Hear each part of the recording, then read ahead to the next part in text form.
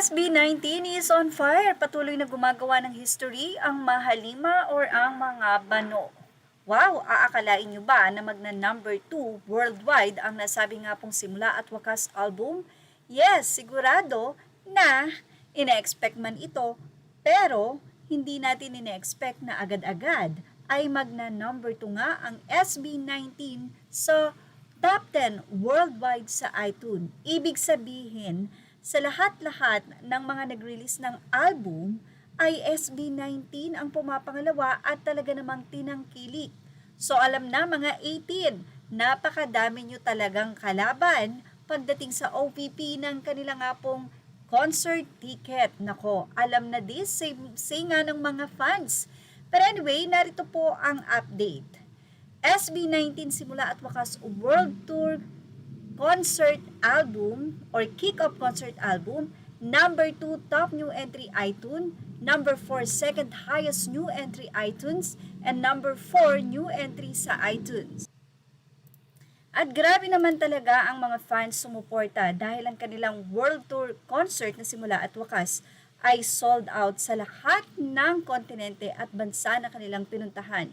Marami pa ang nagre-request ngayon sa SB19 ng mga bansa na hindi nila napuntahan at for sure may mga bagong songs na i-release din ng SB19. Ang tanong, ano nga kaya ang inaabangan sa kanilang homecoming concert na magaganap sa April 18?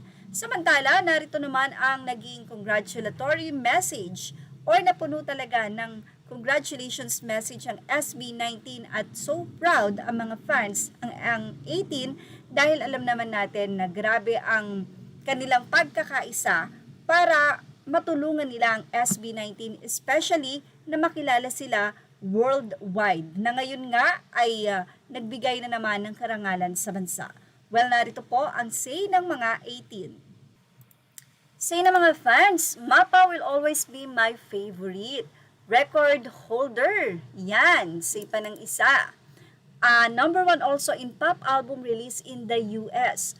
Kudos to all 18 who constantly support and show love through the power either or purchasing or streaming. Say naman ng isa, sobrang nakaka-proud. History is made. SB19 is on fire. Wow! Congratulations at SB1918 Proud Pinoy.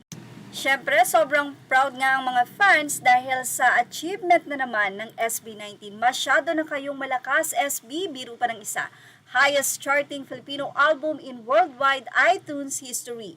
Hashtag SB19, congratulations SB19. Kids, the live vocal monsters they are. At narito pa ang naging say ng mga fans. Anila, the only P-pop who released their live concert album and now number 2 in iTunes worldwide. Congratulations SB19, paved the way for P-pop. Congrats, ganda talaga live vocals ng Mahalima, lakas maka PCD. Yes, number 1 in NZ. Congrats to all SB19 and SB1918 New Zealand. Again, congratulations sa limang Bano, sa Mahalima, sa SB19. Images are all credit to the rightful owners. Please like, share, and subscribe.